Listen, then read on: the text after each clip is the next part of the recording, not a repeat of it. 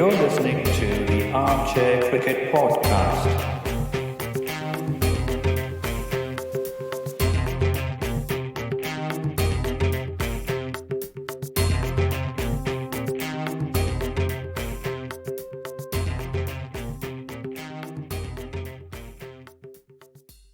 Hello and welcome to another episode of the Armchair Cricket Podcast, a podcast focusing on Test cricket by armchair critics of the game. I'm your host Giri. I'm joined today again by my co-host Ajit. Hello Ajit. Hi Giri, how are you doing? I'm doing fine, I guess. How are you? I'm doing good as well. So, I can give you some really great news. I Okay. mean, it's not that we have overcome Corona in this part of the world or any other, I'm sure, but Okay. toilet paper rolls are back in the supermarkets. Okay. That So, is really encouraging. indeed, and so is pasta. So, I think Hmm. after about 3 weeks of house arrest, I'm feeling okay now, and or that or I'm losing my mind. So it's become now so mundane that it's there are I don't feel the pain anymore. Let me put it like this. How about you? I went out a few minutes ago to get some groceries, and you're right. The same is true here. Toilet paper rolls are indeed flourishing in our Mhm. supermarket, so people are happy, I guess. Right, But jokes apart, so it is. It's been 2 weeks since we are in isolation, I right, guess. right, Has right. it been 2 weeks? Well, three for And the me. numbers, three for you. Okay, yeah. So that was self-imposed the Yeah, first week. yeah. Okay, and unfortunately, the numbers are increasing. The amount of infections and fatalities, right? So it's crossed 1,000 already 2 days ago. But hopefully, yeah, it wanes. We get to return to normal life, hopefully, in a few weeks. And we also heard that this isolation or these special measures have been extended until the end of April in the Netherlands. Mm-hmm. So 28th of April. So schools are closed. You have to work from home as much as possible if your job allows it. And unless you're in emergency services or work like that, then you have to stay home. You should not get out. And the Prime Minister has been advising us to work from home as much as possible and not to get out unless there is a valid reason. Do your shopping alone. Stay 1.5 meters away from each other. In a positive, right? So I was reading this article that one of these TU Eindhoven statisticians, a professor in TU Eindhoven, has predicted that we are past the inflection point, and effectively what that means is that we should be entering the positive phase. The curve is going to flatten out. It's probably going to turn for the better. Probably it's a bit too soon to predict this, but what he feels is if we can sustain the same, let's say, lack of growth for the next 7 to 10 days, we'll break the back of this, let's say, infection, and it'll turn the other way. The infections will start dropping. That's his comment, at least. And that's a positive to take, right? And well, I make it a point to go out every day. Some days I go running, some days I go walking. The idea is to just breathe a bit of fresh air when possible. And this week there was a bit of dip in temperatures, right? But at the end of the day, I feel a bit saner compared to normal, if I may put it like that. If whenever I go out, so get a bit of fresh air and a bit of sun if possible. So I do that.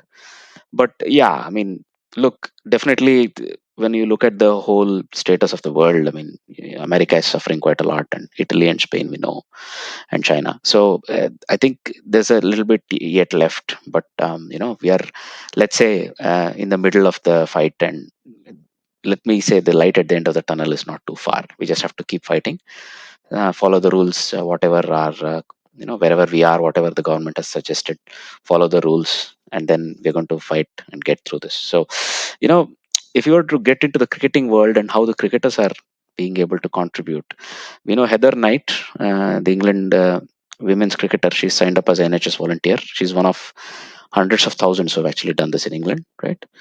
And then Joginder Sharma, who bowled that iconic last over in the 2007 T20 World Cup final, was able Mhm. to win it for India, right there, dismissing Misbah.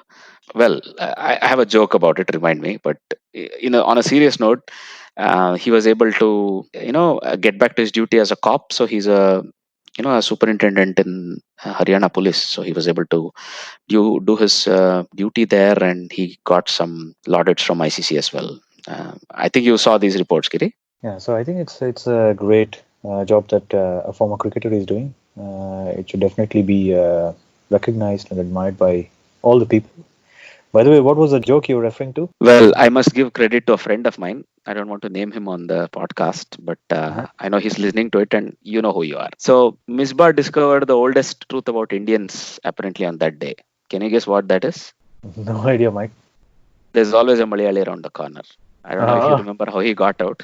Dinky shot, and there was Srishant around the corner and 45 behind square, and he took the catch, right? So that's the joke. All right. So, well, I mean, jokes apart, for somebody who's actually tasted fame of international cricket to do his duty in a regular job like being a policeman. I mean, I know he holds let's say, a higher role, but still nicely done. And yeah, I'm sure there are many more people like this. So it's always nice to talk about them, and this gives us a lot of hope as well as to how people who've actually tasted fame are able to get back to their everyday life and also contribute in terms of these sort of emergencies. Because I remember reading, Sam Curran, the England cricketer, also flagged off mhm. an NHS collection drive.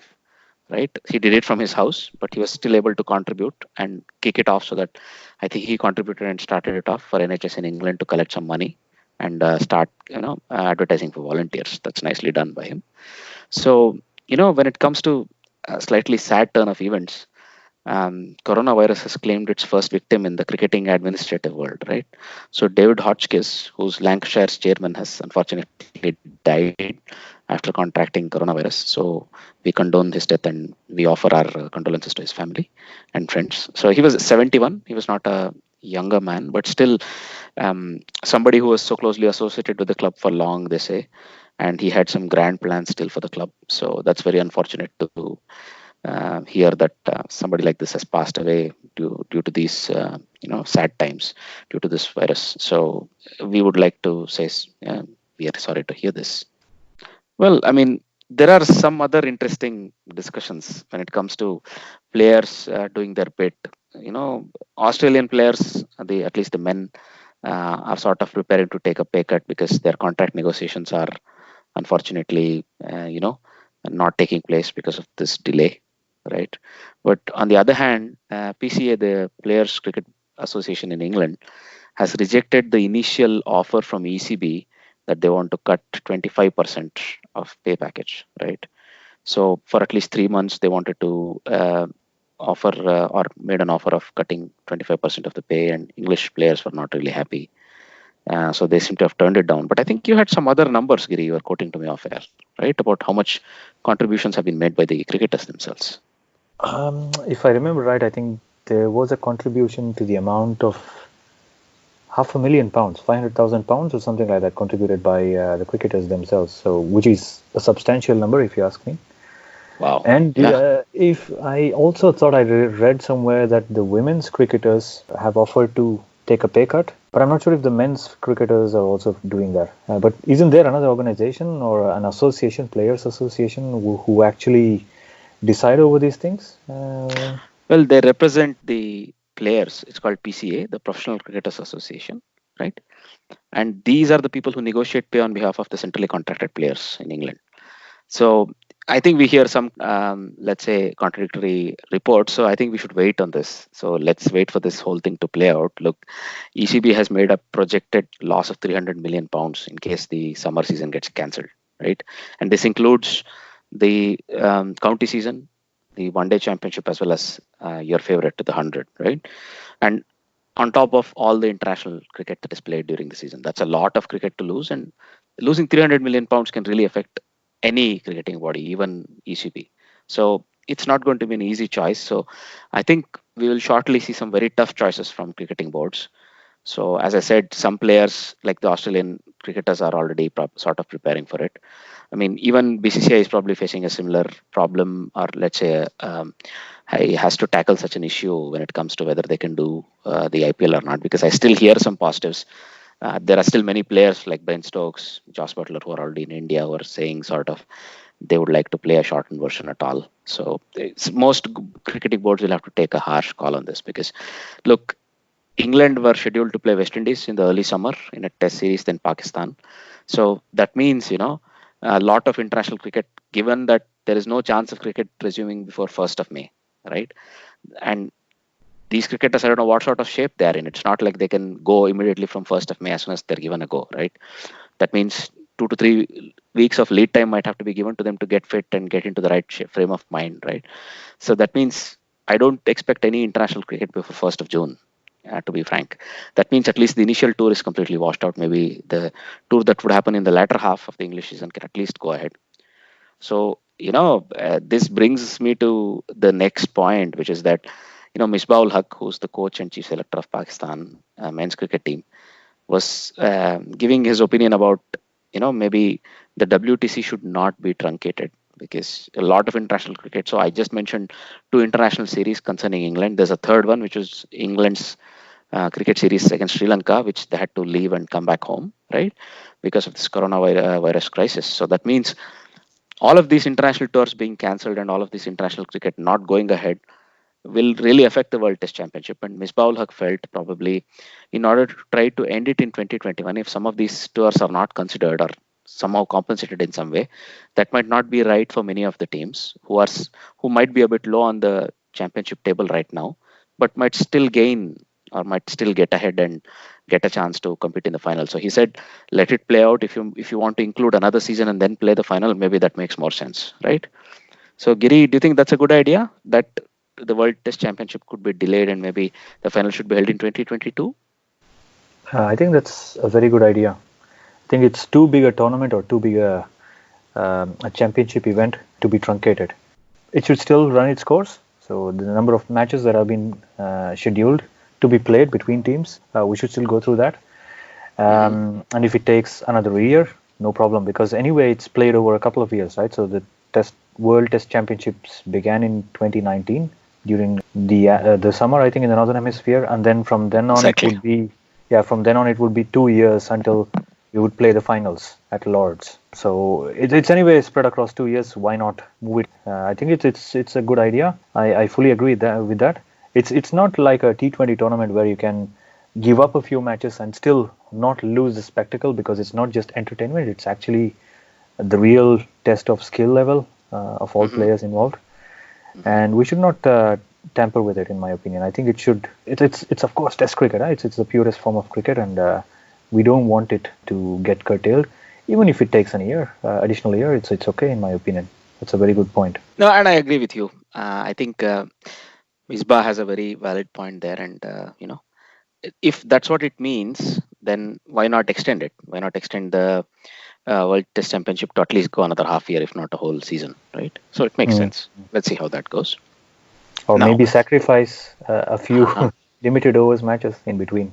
well, I would really, really love that, right? Yeah. So, but I mean, I don't see that really happening. ODIs still have their place in the calendar, and at least they earn more money, I think.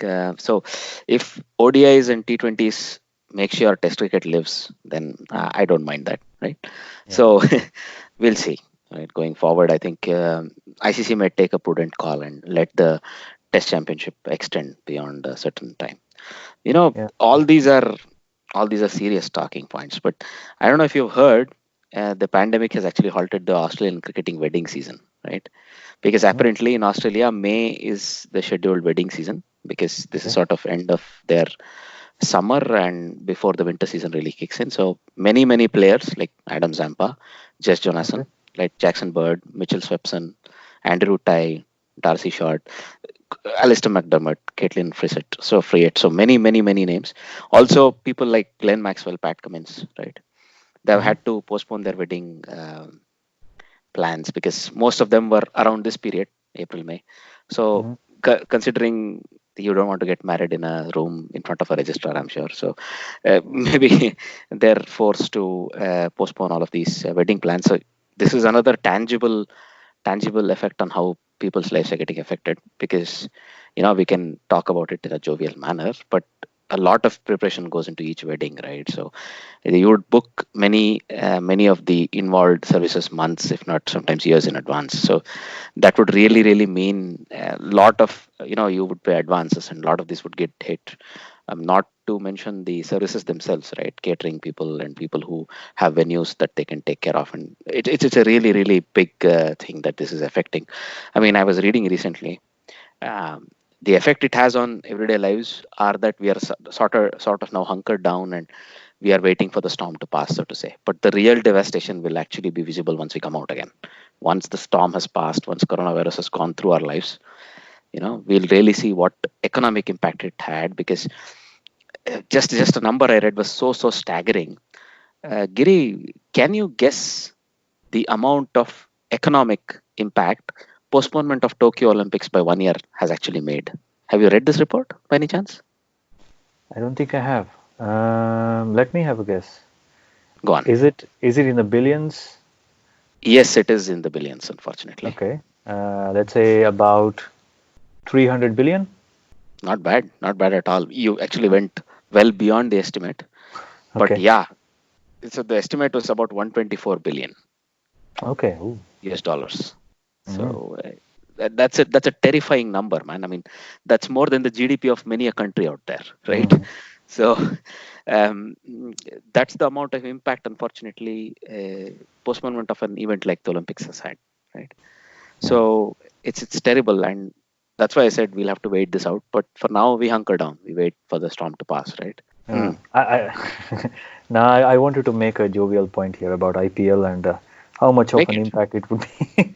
Go for it. Because the BCCA have decided not to take a decision yet on Mhm. the IPL scheduling, right? So they don't know whether they'll postpone it, they will cancel it, or I have no no flaming clue what will happen here. All the major tournaments have taken a decision. Firstly, the European Football Championships was postponed until next year. And then we heard that Tokyo Olympics would be postponed until next year.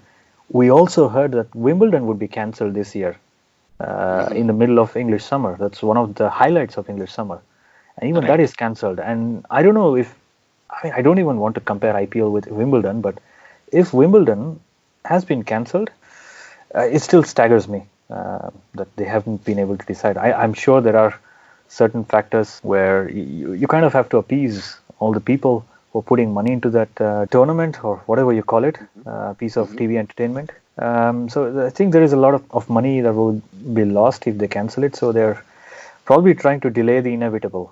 What do you think? No, inevitable it is. You're absolutely right. As far as I'm concerned, at least I don't see them having any chance to host it until June.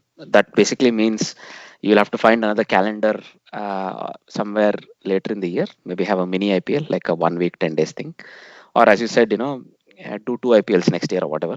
But you're right. But I wouldn't completely belittle it.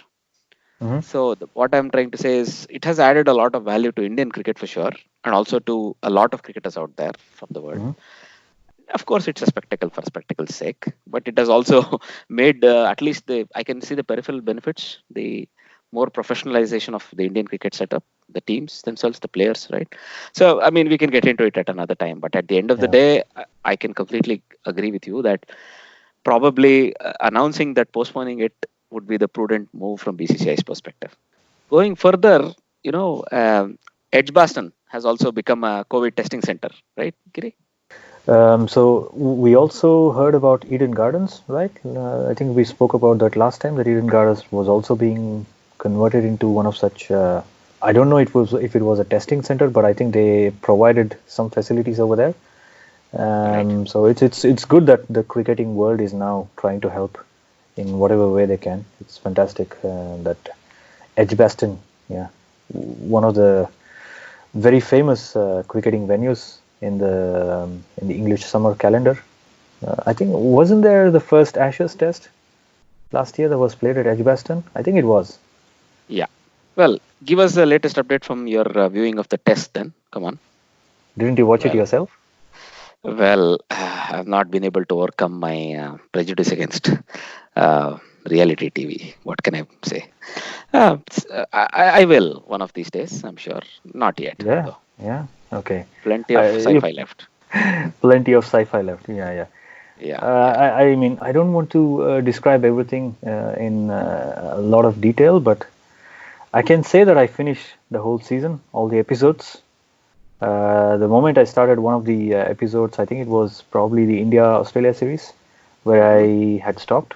And after that, I watched one episode and I couldn't stop. I had to finish the whole series. It's a kind of a long story, but it's been stitched together in small pieces. So you kind of want to finish the story. It's very addictive, I have to say. I think they've captured the human emotion part amazingly well. I didn't know that people kind of express emotions like that when they get out or when they don't have a good day at on the field. It's quite amazing, and they also show what happens in between tests, right? So if you consider the Ashes, and then Australia are doing really well, they save a test match at Lords, and then the next match I think was played at Headingley, and then they were ahead in Headingley until Benjamin Stokes decided to take the game away from them.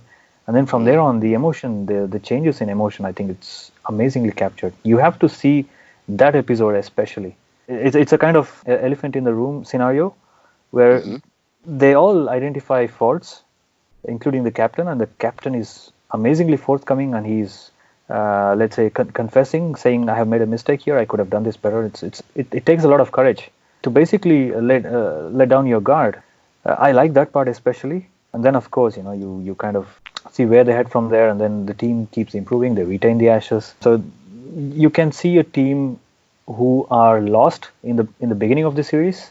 Kind of, Hmm. they don't know where they stand. They don't know how to play. They don't know how to gel together as a unit. And then as soon as Smith and Warner come back, it's a completely different beast altogether. You see that immediately. And they've also chronicled everything they do. Not everything, but they show very important things that Smith does, for example, or Warner, what he does, even Bancroft, doing some Right. yoga sessions. And they show a lot of funny bits as well with Nathan Lyon. Yeah. Yeah. He leads the pranks, but I also noticed that a very tense character. Easily is also very emotional. You might have seen that Interesting. when they lost that Headingley test, he was crying, Oh he was yeah. weeping on the field, yeah? And Yeah. it continues into the dressing room. He can't stop. And then people go out and try to console him, but he doesn't want anybody to be around him at that point. Uh-huh. And you also need to see the way Justin Langer, who is kind of normal. I think he's a calm guy, but he also get very emotional.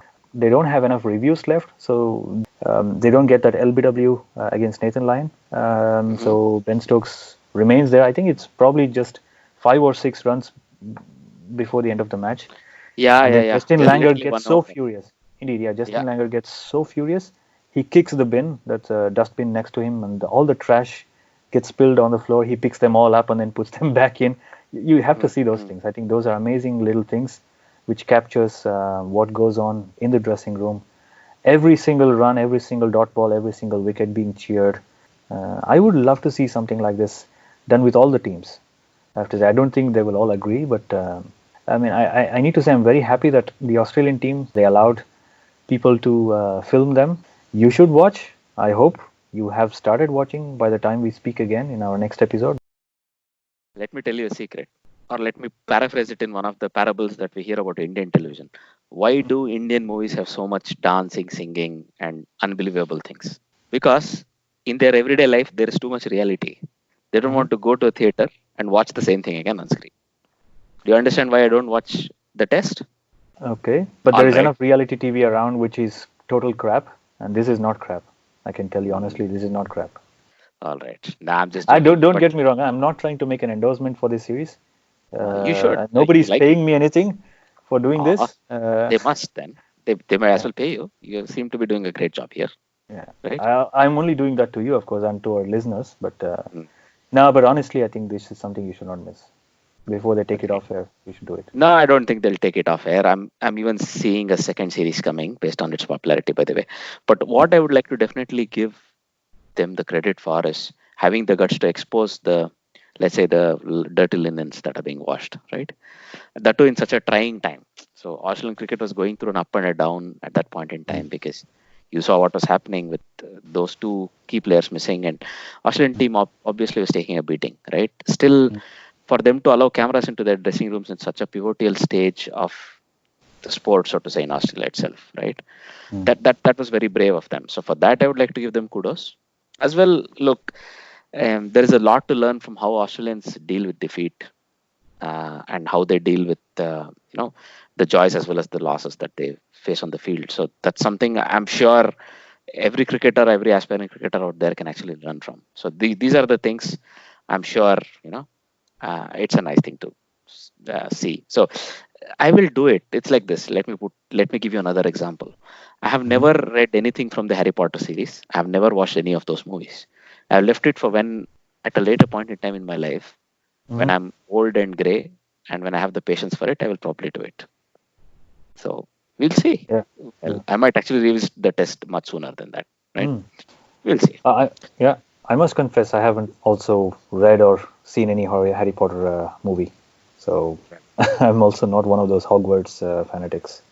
That's So- all right. What I can would rather tell you- have something more about cricket. Yeah. Go ahead. Of course. No. But what I can tell you is, if you have never read anything from that author, J.K. Rowling, you should read something. She's written quite a lot of fiction for adults these days. So I would I have definitely read something recommend. else. I've read that Robert Galbraith's novels. So Exactly. those are yeah, I've read them. Yeah, Yeah, she's quite good as an author, I'm sure, right? Absolutely. So, all right, moving on.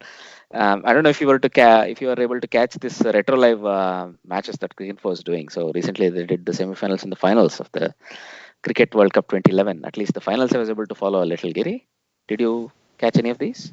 Very briefly, yes. I also saw it live. I think on television. They have this on Cricinfo website as well as on Star Sports. Oh And I wow, watched. that's Yeah, it was also. man, that broke my heart. Actually, I would have actually watched the match. I mean, because we are all working from home. I don't think I had a whole lot of meetings that day. I would have spent a bit of time watching it then. Which means you were actually working, man. Good on you. Well, I was in front of the laptop. I mean, working. That's all you need to say. You were working then. Anyway, but it was good. So it's amazing. I mean, I was just watching Virat Kohli bat against Pakistan. He was completely out of sorts. Completely Right. out of sorts. Right. And I also saw him bat in the finals afterwards, and I think he made 30 odd runs. He was okay-ish. He was not his fluent best. And now when I see him play, he has come on, in leaps and bounds. I think he's improved so much as a player. Of course, he was still very early in his career, right? Yes, 2011. but he was a prodigy, right? He was always a child prodigy, and people spoke of him very highly in all the younger circuits and all that. But it takes a bit of time to mature on the international scene as well. And I think he had good people like Sachin Tendulkar, Rahul Dravid, even Dhoni, for example. These guys were there to guide him. But now when you see him, he's in a world of his own. He's amazing. I mean, apart from Freak Smith, of course, Steve Smith. I think Joe Root's form is also dipping. He's not there in the top three. Maybe Kane Williamson is closer to these two guys. I still think Steve Smith is better than Virat Kohli, purely because his test average is so much better. Anyway, that's another discussion. But yeah, I mean, looking at the team and how well they were performing, even Sachin Tendulkar bowling in one of those matches, even Virat Kohli bowling in one of those matches. Right. was- He used to, right? Yeah, Yeah, I indeed. Yeah, he remember. was bowling seam-ups. Yeah, and what a crucial knock it was by Gautam Gambhir, actually. Not just by Mahendra Singh Dhoni in the finals. Sorry to You know why I'm bringing this up? Yes. Yeah, Let's go go there ahead. first. Yeah. Let's go there first. I think you were talking about the Twitter storm that followed, right? Exactly. From his tweet. Come on. Nah, but I think both of them had equally important role to play, although Mahendra Singh Dhoni was there till the end as a captain. And I think the chase was planned beautifully, and he also executed the plans very well. And they kind of knew how to play all bowlers. And I think Yuvraj Singh also swept Muttiah Muralitharan in that match, which turned out to be a very important thing.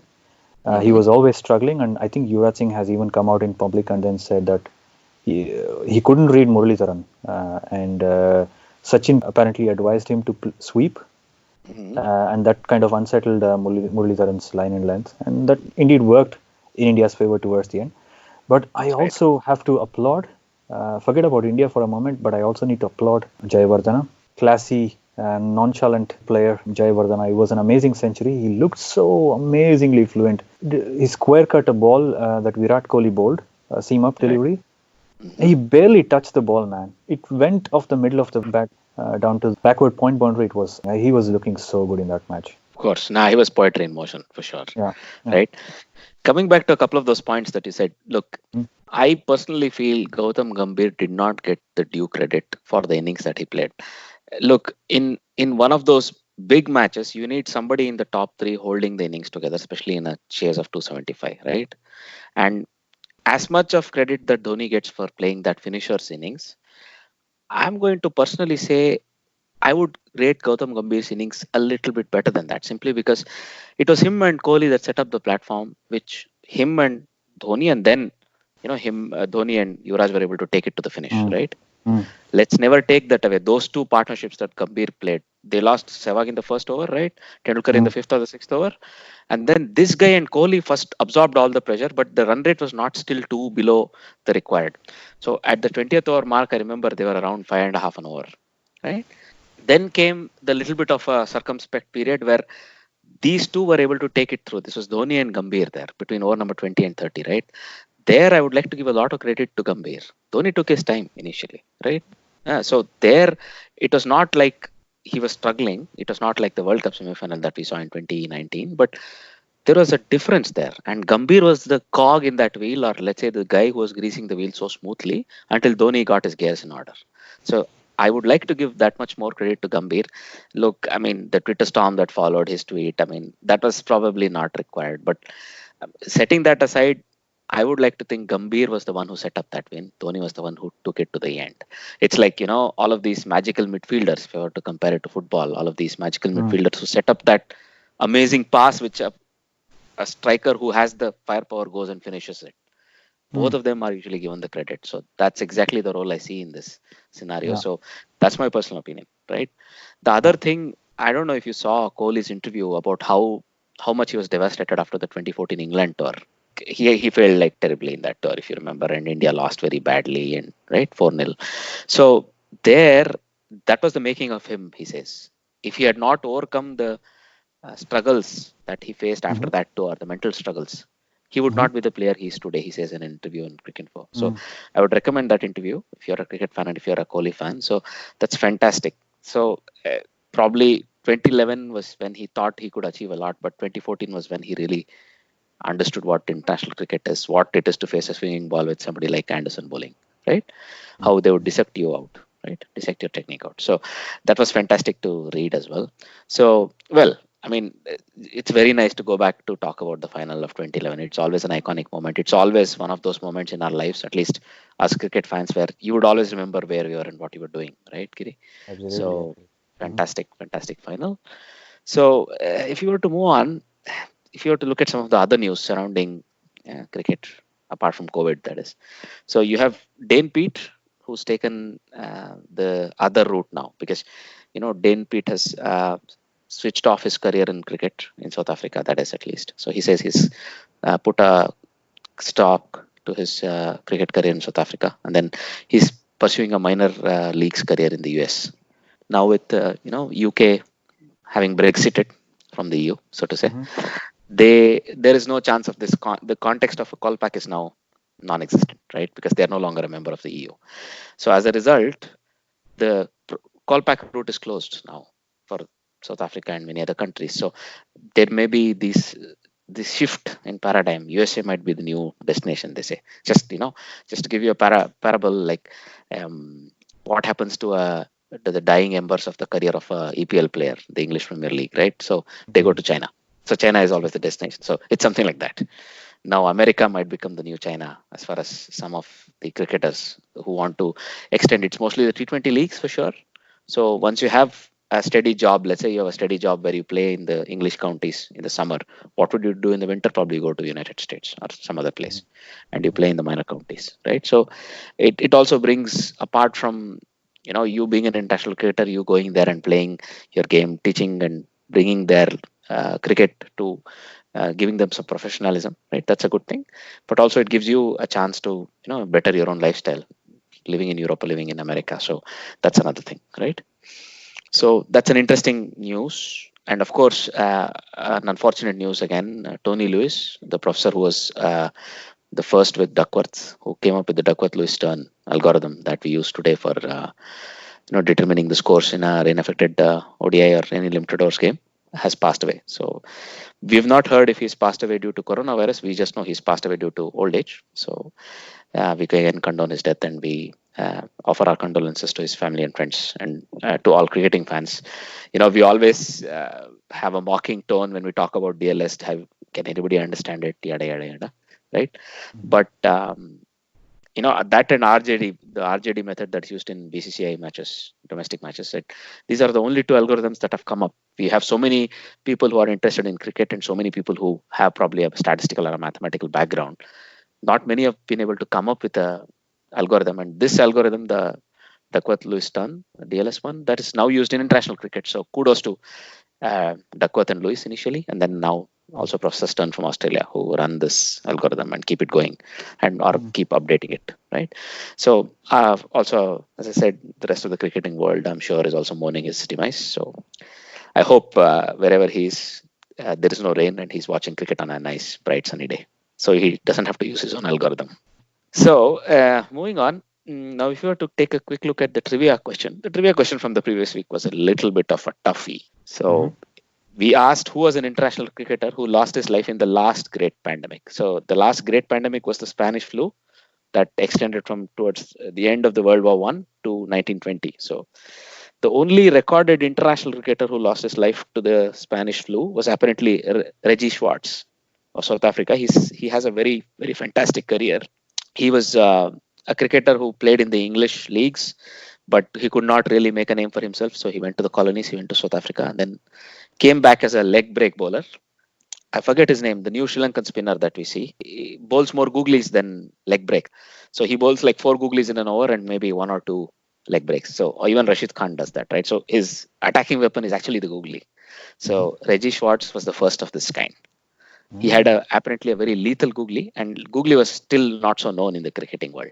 So an Englishman who went to South Africa and then came back with the South African team as a part of the South African team, and then took the English summer by storm, as they said. So this is a very nice read. So if you were to ever get a chance to read about Reggie Schwartz's life, but as it was with many men there, he had to join forces in the World War I, and then he lost his life after that shortly. So that's unfortunate, but it's a nice read if you were to get to read about his life. So the trivia question for this episode is a very interesting one. So we're not going to ask you a straightforward trivia question that deals with a historical fact or something straight away to do with cricket in terms of stats, but it is still something that is very, very cricket related. And we may have discussed the person that this is related to in this very episode. So I'm going to name something. I'm going to name a sequence.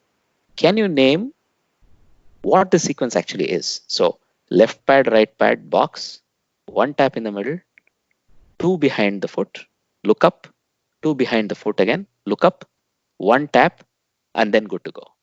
What did I just now mention? Can you put your finger on this? That's the trivia question for this week. So you can always get in touch with us to let us know what you think about our podcast, for example, or give us the answer to the question of the trivia question this episode, or share your thoughts about cricket in general, right? You could always get in touch with us via Twitter. The handle is @armchaircricketpod, or you could write into us on armchair.cricket@gmail.com, or you could leave your thoughts and the answer to the trivia question as a comment in one of the podcasting apps you use to listen to us. We have a huge list in our notes always, right? Also, if you get a time and if you like our podcast, of course, please rate and review our podcast. It helps us gain visibility, but it also helps us immensely personally, so that we get this feedback and we feel good about it. So no matter how the coronavirus storm takes us, we'll continue to do this podcast. So if you've been listening to us, we are very grateful for that. And I hope you can talk about this with your other cricket fanatic friends as well. Having said all that, it's a goodbye from me. And it's a goodbye from him. Bye-bye. Go for it.